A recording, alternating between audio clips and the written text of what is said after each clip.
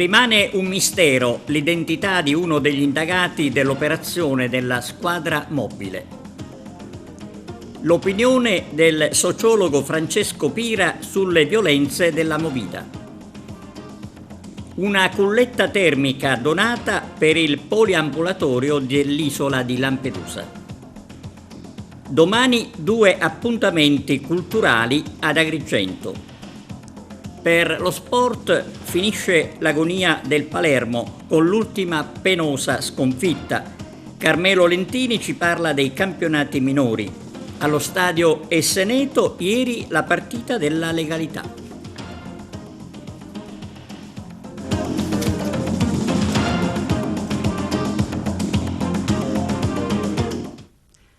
Bentrovati da TVA Notizie. Ancora un mistero, l'identità dell'indagato Omissis nell'inchiesta sugli appalti. Ad Agrigento, Arturo Cantella.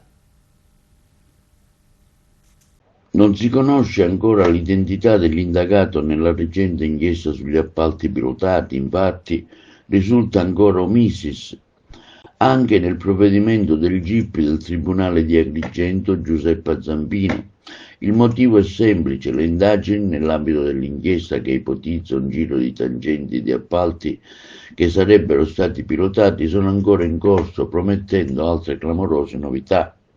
Gli agenti della squadra mobile di Agrigento, coordinati dal procuratore capo Giovanni Di Leo e dal sostituto Rita Barbieri, anche dopo i 5 arresti non si sono fermati nelle investigazioni. Al vaglio la corposa documentazione e numerosi dispositivi acquisiti nel corso di una ventina di perquisizioni effettuate in abitazioni private, sede di imprese, in una comunità e in alcuni uffici, tra quello pure laica. Nulla è cambiato dopo la decisione del GIP Zambini di non convalidare i 4 arresti eseguiti nei giorni scorsi dal personale della squadra mobile. Era prevedibile, ma il giudice ha disposto comunque le misure cautelari per tutti gli indagati. Ai domiciliari sono finiti gli imprenditori Luigi Sutera Sardo, 67 anni, e Dino Caramazza, 44 anni, di Favara. Disposto l'obbligo di dimora per le favaresi Carmela Moscato, di 65 anni, e Federica Caramazza, 36 anni, rispettivamente, madre e figlia. Tutti erano stati arrestati con l'accusa di associazione a delinquere, corruzione, turbativa per la libertà degli incanti. La sola Federica Caramazza è indagata per ricettazione. Era invece tornato in libertà il dirigente licatese Sebastiano Lesci, di anni 65, ritenuto uno dei protagonisti principali, insieme appunto ad Omissis, di cui non è stata rilevata ancora l'identità. La procura di Gela, competente in quanto l'arresto è avvenuto a Butera, non ha nemmeno chiesto la convalida dell'arrestato al GIP, ritenendo mancante la flagranza di reato. Tra gli appalti pilotati grazie al pagamento delle mazzette ci sarebbero, secondo la procura di Agrigento, i lavori di manutenzione straordinaria della strada provinciale 19 Salaparuta Santa Margherita del Belice, la riqualificazione e la ristrutturazione dello stadio Dino Liotta di Licata, i lavori di ristrutturazione e automazione per l'ottimizzazione della rete idrica del comune di Agrigento, il primo stralcio, con stazione appaltante AICA per un valore di oltre 37 milioni di euro. Continui episodi di violenza durante la movida, anche con giovani armati. Un richiamo agli adulti da parte del sociologo Francesco Pira. Vediamo. Ormai la movida si è trasformata quasi in una necessità di rissa continua. C'è chi arriva addirittura attrezzato con un'arma da fuoco oppure con un coltello. C'è chi decide di rovinare un momento che può essere di gioia, di allegria, anche un momento di eccesso in qualcosa che poi può essere irreversibile. Ed è questa la domanda che ci dobbiamo fare, soprattutto quando i riflettori sono spenti, dopo che si è consumato il fatto di cronaca, dopo che persone sono rimaste uccise o ferite. Perché tanta cattiveria? Perché c'è bisogno di manifestare questa violenza costantemente? Perché c'è bisogno di affermare il proprio potere, la propria ira nei confronti di chi magari è anche più debole o di chi in quel momento voleva soltanto trascorrere qualche attimo di spensieratezza. È questo che la società deve chiedersi, indipendentemente dal fatto che oggi è davvero difficile per noi adulti parlare con i giovani.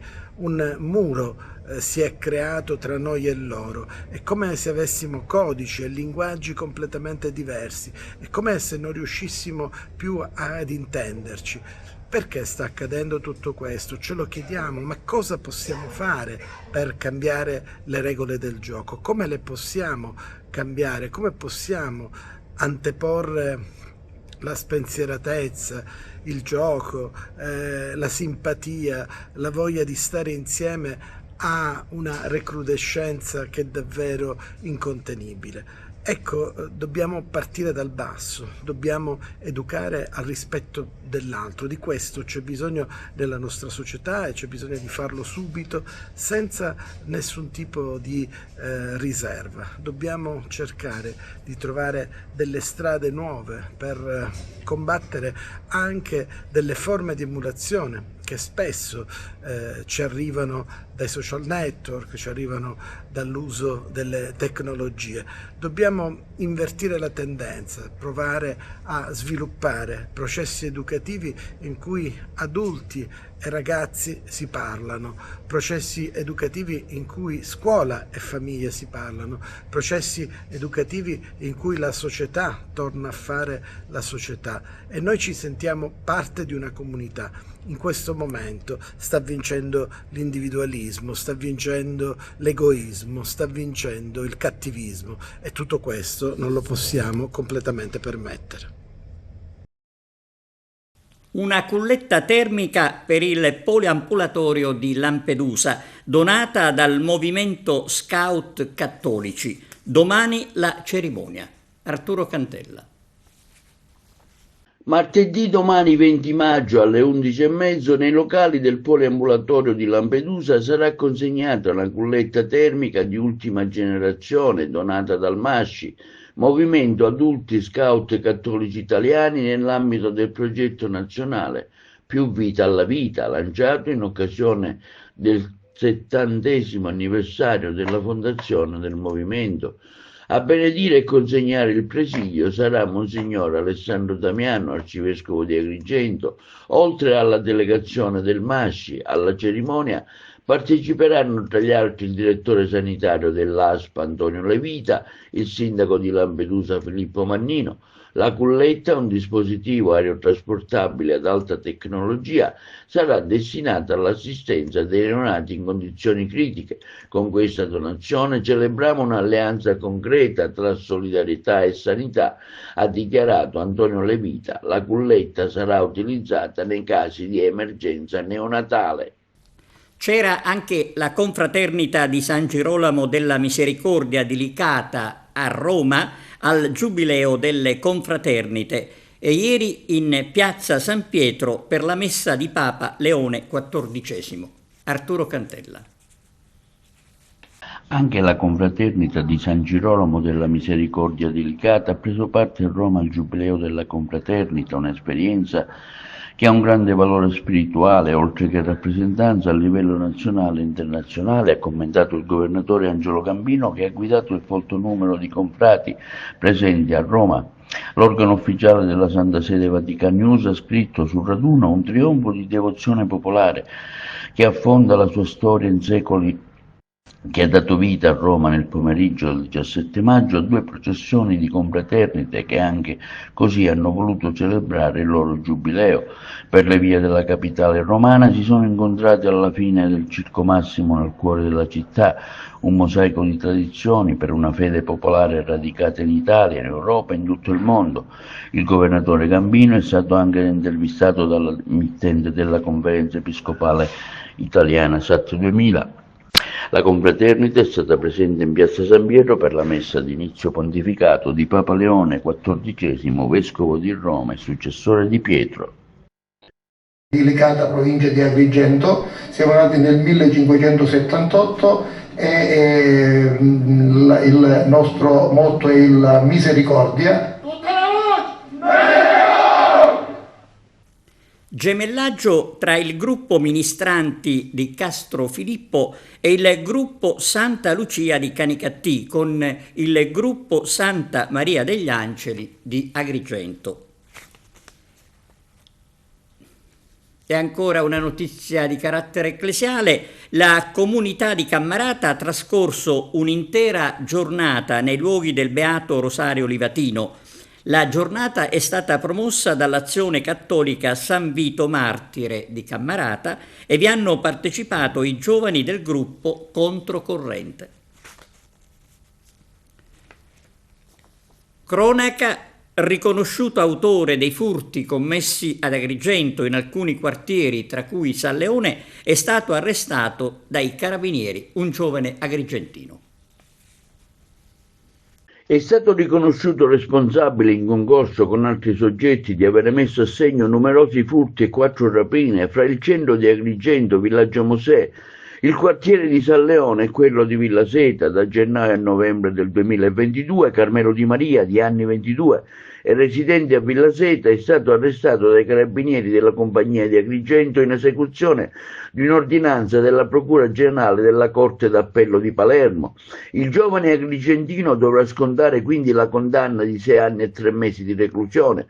Dopo la notifica del provvedimento è stato accompagnato dai militari dell'Arma dei Carabinieri alla casa circondariale di Lorenzo di Agrigento. Un paio di occasioni sarebbe entrato in azione in compagnia di altri 2 ragazzi all'epoca dei fatti, entrambi minori di anni 18 anni.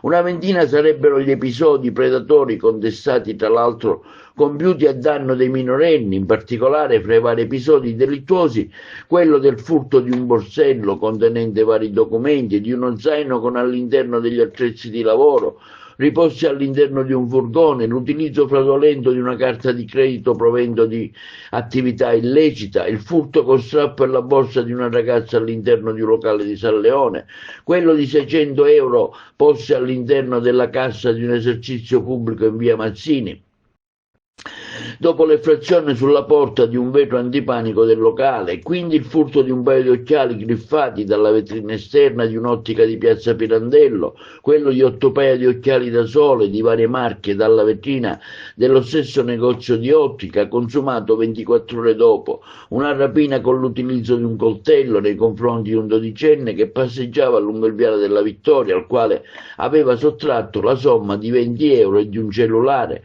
la rapina di alcune banconote, circa 50 euro, attraverso la minaccia di un coltello al titolare di una rivendita di kebab in via Pirandello e il furto di 50 euro e di un telefonino all'interno della cassa di un bar di Porta di Ponte.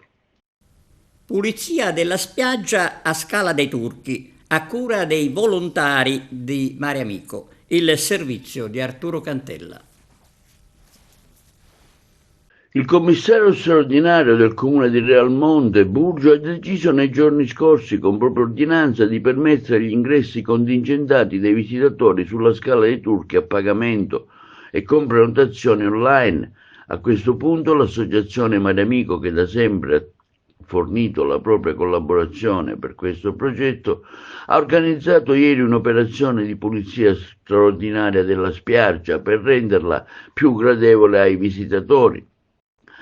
Abbiamo trovato, prelevato ed eliminato diversi quintali di rifiuti che subito il comune porterà in discarica, si legge in una nota stampa di Mare Amico del responsabile di Agrigento Claudio Lombardo. Oltre ai soliti rifiuti abbiamo trovato in spiaggia un materasso, 2 lettini e diversi ombrelloni utilizzati dai venditori ambulanti presenti in grande numero su questo importante sito. Torna la festa di quartiere a Fontanelle dal 9 al 15 giugno. La manifestazione Quartiere in Festa è organizzata dal Comitato Fontanelle Insieme e coinvolge gli abitanti che partecipano alle varie iniziative che si svolgono nell'ambito della festa. Domani alle 18 a cura della Fidapa verrà presentato al Circolo Empedocleo di Agrigento il libro di Ester Rizzo, Berta Benz, Le 100 miglia che cambiarono la storia. A conversare con la scrittrice sarà Concetta Sala, presidente della sezione Fidapa di Agrigento. Le letture verranno curate dalle socie della sezione Fidapa di Agrigento. E sempre domani ci sarà la presentazione del volume Un muro dopo l'altro sulla evoluzione della pittura murale. La presentazione è a cura dell'associazione Una Nuova Agorà. Adesso ascoltiamo il sindaco di Racalmuto, Lillo Bongiorno, sull'approvazione del bilancio e sul piano triennale delle opere pubbliche. Sindaco, il comune di Racalmuto si è dotato di un bilancio di previsione ed è stato anche approvato il piano triennale delle opere pubbliche. Come da lei ribadito, è un bilancio difficile e complicato. Sì, in effetti da un lato siamo certamente soddisfatti per aver approvato l'importante strumento finanziario che, come sapete, è lo strumento che ci permette di operare. Dall'altro dobbiamo dire che onestamente abbiamo avuto delle difficoltà per chiudere questo bilancio, perché come è noto i trasferimenti nazionali e anche quelli regionali sono sempre più esigui, quindi non soltanto il comune di Racalmuto, ma tantissimi comuni della Sicilia, ma anche del sud Italia in particolare, soffrono una difficoltà finanziaria di non poco conto. Tant'è che ne ho già parlato con il presidente dell'ANCI Sicilia, l'associazione dei comuni, perché dobbiamo organizzare una commissione per incontrare la regione siciliana e gli assessorati competenti, perché assolutamente è indispensabile un maggiore impinguamento dei trasferimenti per tutti i servizi importanti che il comune deve assicurare, perché la regione da alcuni anni ovviamente delega i comuni ad organizzare alcuni servizi, soprattutto i servizi sociali, ma non dà le necessarie risorse finanziarie. Per cui è un motivo importante di confronto con la regione siciliana. Pur tuttavia era un adempimento obbligatorio e noi siamo riusciti ad approvarlo, e devo ringraziare non soltanto il Consiglio Comunale nella sua interezza, i consiglieri comunali di maggioranza ma anche di opposizione, ma anche i funzionari che con molta disponibilità hanno predisposto gli atti.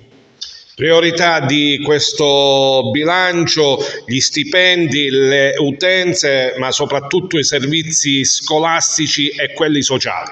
Assolutamente sì, l'ho annunciato in Consiglio Comunale, perché alcune somme sono somme assolutamente necessarie e indispensabili, quali gli stipendi, le utenze e alcuni servizi fissi, e poi con le somme residue abbiamo cercato di privilegiare i servizi sociali, i servizi scolastici e la necessità di venire incontro alle esigenze più impellenti della cittadinanza.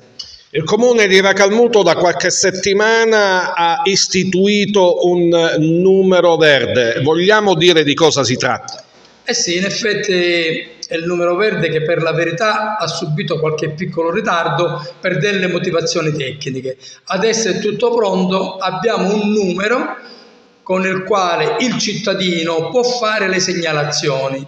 Il numero è 800 05 5331, ripeto 800 05 5331.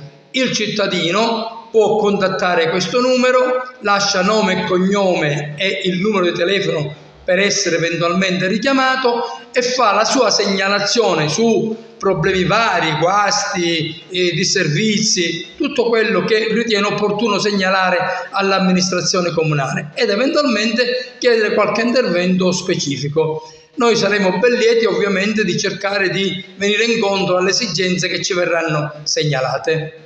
Per concludere questa intervista, Sindaco, manca poco per i festeggiamenti in onore di Maria Santissima del Monte.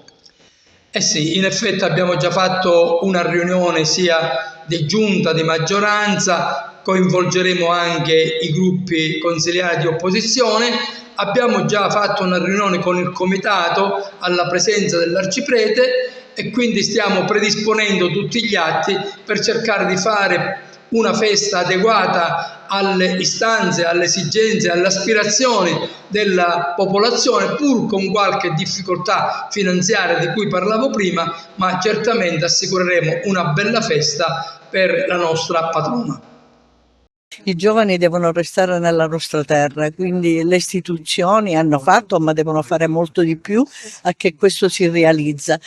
Dirò appunto in questo consesso che io ho fatto un avviso nel settembre scorso per dare delle risorse alle imprese di 30.000 euro per l'assunzione a tempo indeterminato di persone disoccupate o che sono a tempo determinato alla trasformazione, e questa è una cosa veramente importante perché 1.300 famiglie si sistemano e possono avere un lavoro dignitoso, perché il lavoro ci deve essere, ma deve essere con tutte le clausole e con la serenità di non avere la paura di non poter tornare più a svolgere il proprio lavoro. Presentiamo 3 misure agevolative che possono permettere sia ai giovani a intraprendere un'attività di impresa, ma anche a imprese strutturate, perché parliamo di 3 misure importanti quali Smart Start, ON e tasso zero e contratti di sviluppo.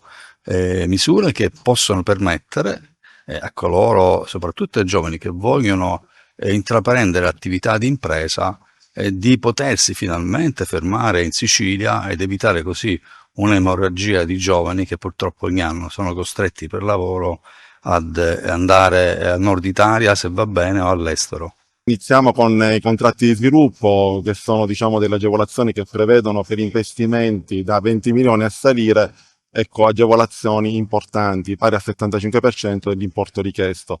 Tratteremo anche ogni impresa a tasso zero, una misura molto spendibile per l'imprenditoria sia femminile che giovanile, anche qui con budget molto interessanti che vanno da 1,5 milioni a 3 milioni in base a quella che è l'età della società o della ditta richiedente, per poi passare a Smart Start, che è una misura che ha ad oggetto investimenti altamente innovativi. Le imprese, nello sfruttare alcuni strumenti, parliamo del tema dei crediti 4.0, sono incappate in una serie di problematiche anche di rilevanza penale, quindi vogliamo formarli su quello che è un tema fondamentale, quello della compliance, cioè le imprese devono dotarsi di strumenti di controllo, di gestione delle loro attività diciamo proprio tipiche, che gli consentono di prevenire questi fenomeni, anche che li attraggono in conseguenze non favorevoli anche di natura penale. Per questo ci vuole l'adozione di modelli previsti dal decreto legislativo 231 del 2001, cosiddetti modelli di organizzazione, gestione e controllo, che sono fondamentali e devono essere visti non come un costo ma come opportunità. E veniamo al ponte sullo Stretto. Matteo Salvini annuncia un nuovo piano antimafia. Vediamo di che si tratta. Il ponte sullo Stretto sarà un modello non solo di ingegneria e coraggio, ma anche di scrupolosa ed efficiente lotta alle mafie.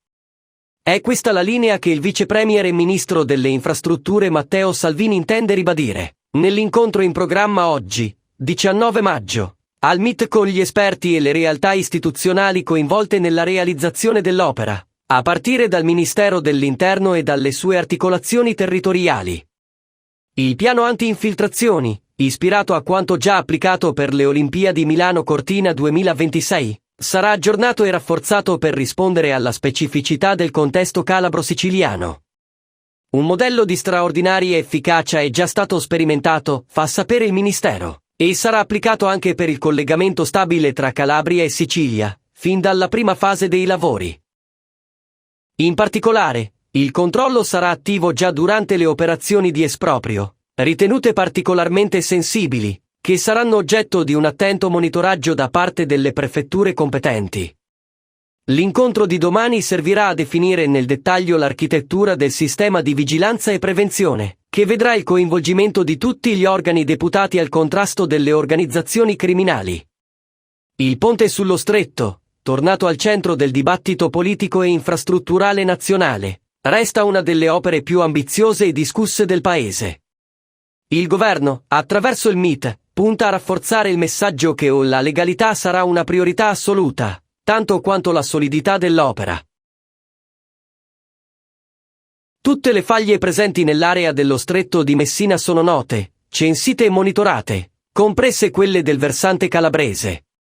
Così, in una nota, la società Stretto di Messina replica le affermazioni del professor Carlo Doglioni durante l'iniziativa pubblica, organizzata dal Comitato Invece del Ponte, nella quale si sono ribaditi i rischi della costruzione della grande opera in un'area sismica e la necessità di aggiornare gli studi del progetto sul tema.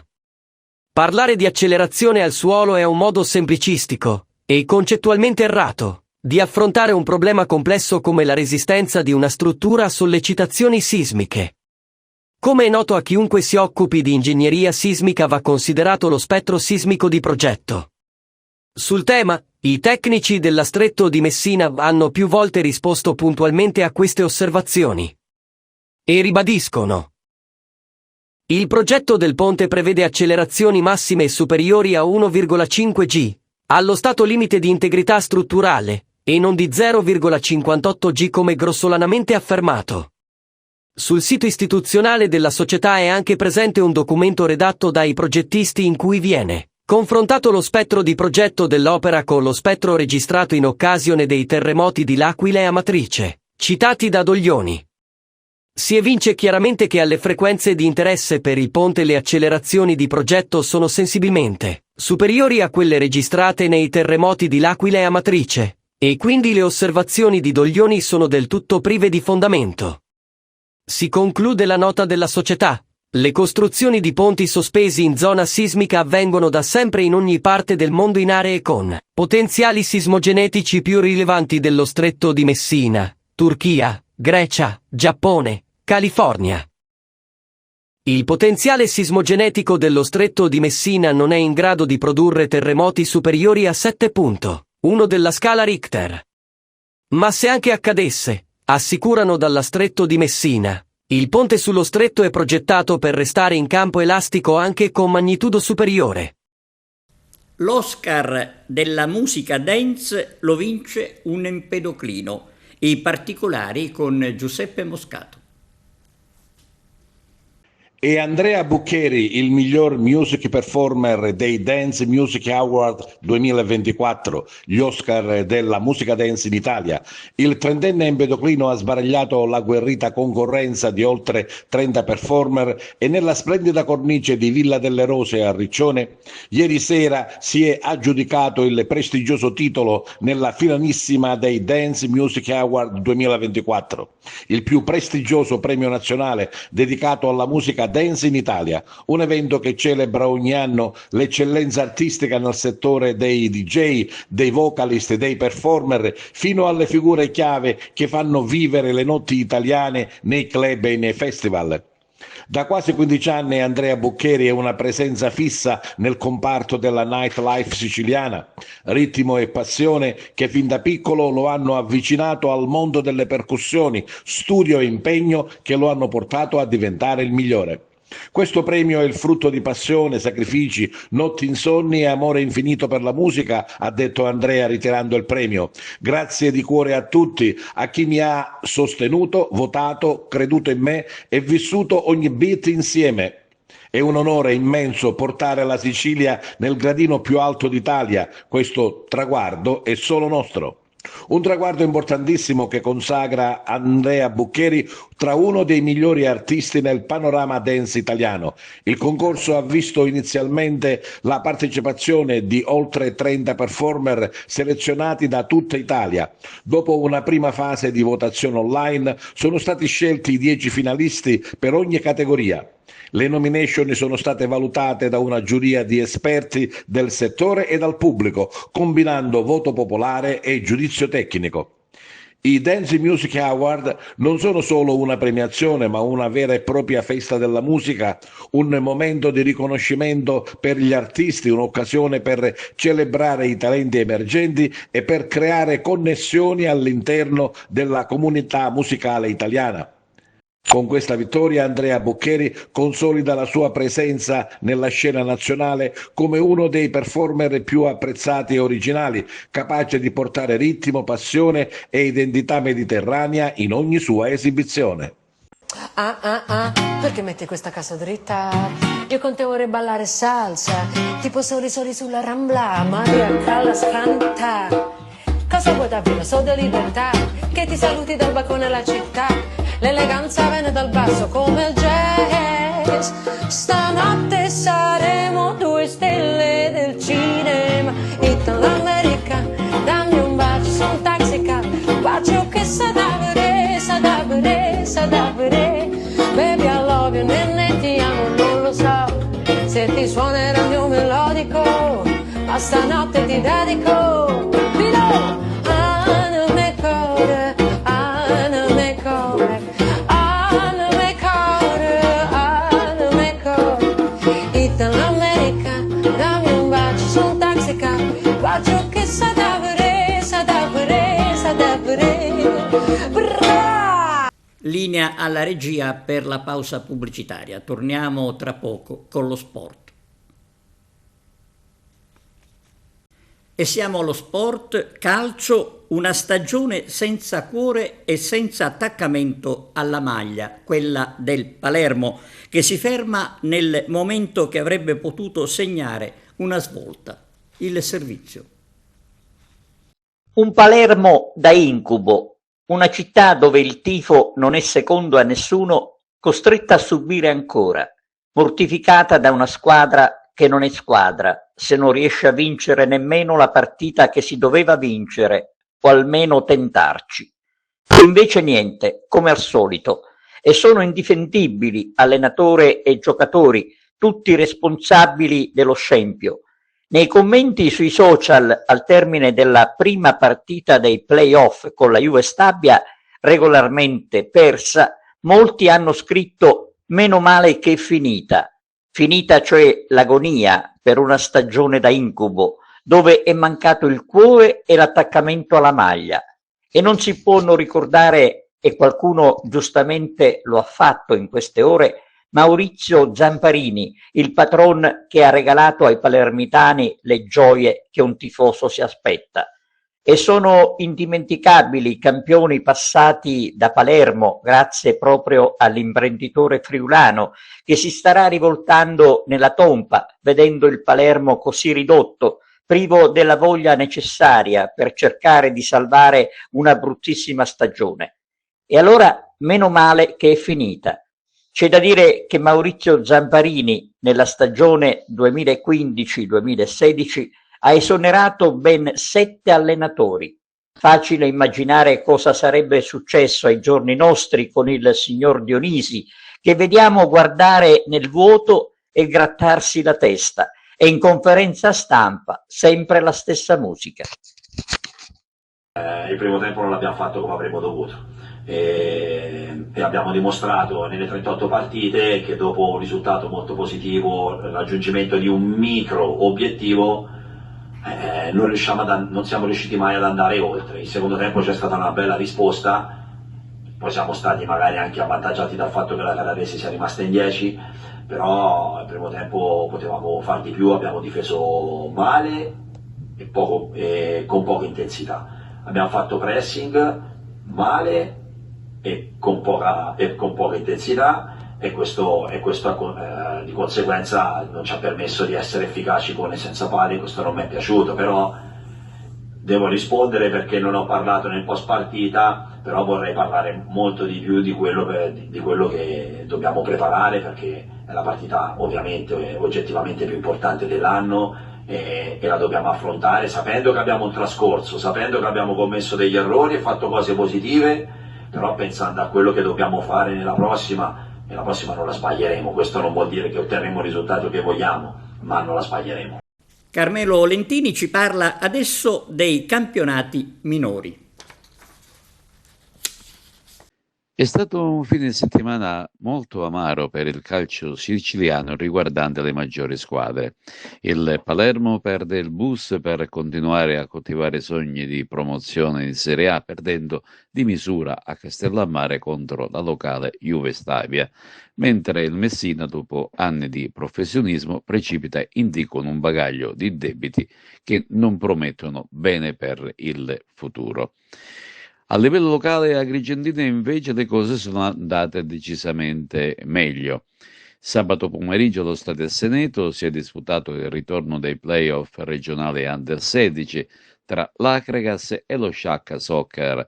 I ragazzi dei tecnici Emiliano Bellavia e Dino De Rosa, come nella gara d'andata, si sono aggiudicati il match con lo stesso risultato, 3-1.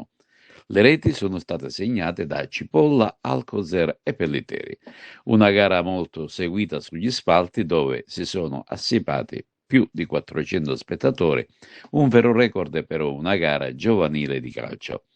Per quanto riguarda invece il calcio a 5, impresa dell'Agrigento Futsal nella finale playoff, che ha superato con il risultato di 4-3 gli avversari del Nicosia Futsal ed approda così in Serie C1.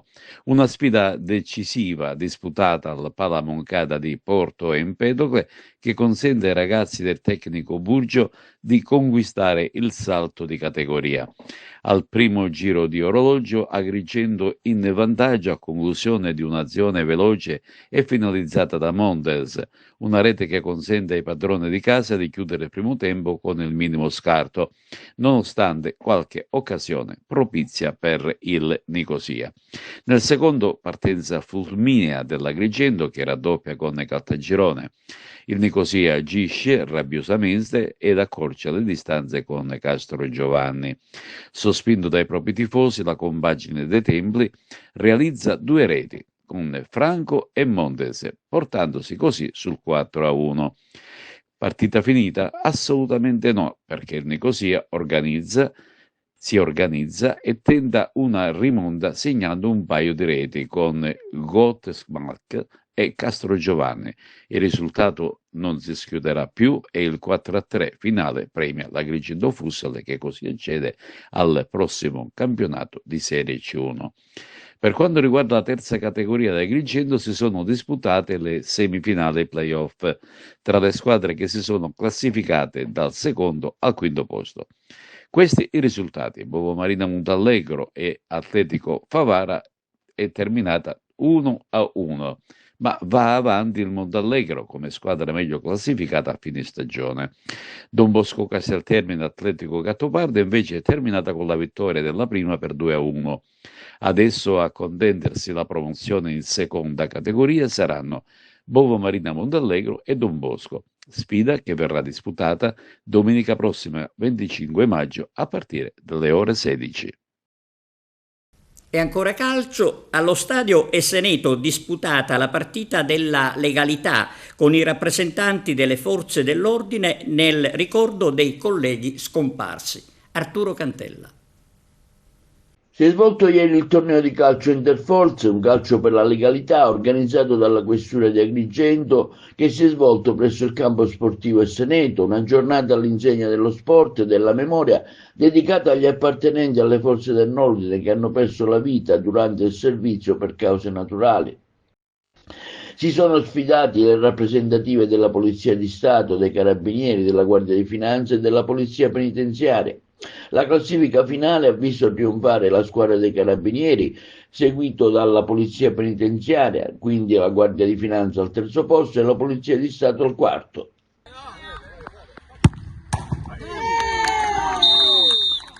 Assolutamente un'iniziativa importantissima sia per il valore che ha nel ricordo dei colleghi che sono caduti in servizio, ma anche per rafforzare il legame fra noi, fra le forze dell'ordine, ricordare i valori per cui lavoriamo ogni giorno e per cui ci spendiamo all'insegna dello sport e dei valori sani della società. E in questo torneo oggi ci stiamo confrontando le 4 forze di polizia, quindi Guardia di Finanza, Polizia di Stato, Polizia Penitenziaria e l'Arma dei Carabinieri.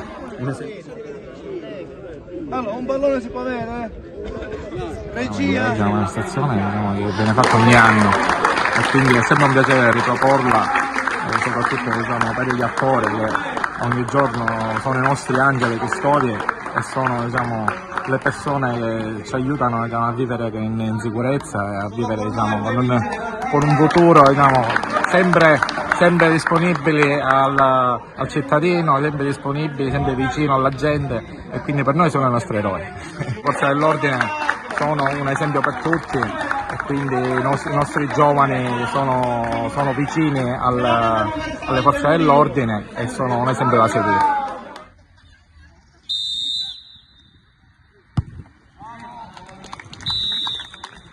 Una iniziativa importantissima dall'alto significato, perché si ricordano i colleghi che non ci sono più, sia messi caduti in servizio che venuti a mancare per cause naturali. È un momento di condivisione con tutte le altre forze di polizia, un appuntamento che si rinnova ogni anno dal valore altamente significativo.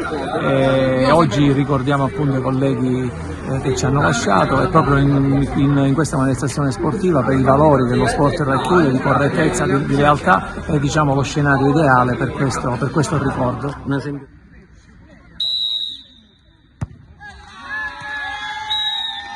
Lo sport, per i valori che racchiude, lealtà, correttezza, è sicuramente un veicolo fondamentale per le giovani generazioni. Praticare sport è importantissimo non soltanto per la salute, ma anche per evitare che i giovani si possano perdere nelle brutte amicizie, o comunque diciamo in situazioni pericolose che le città di oggi offrono. Grazie.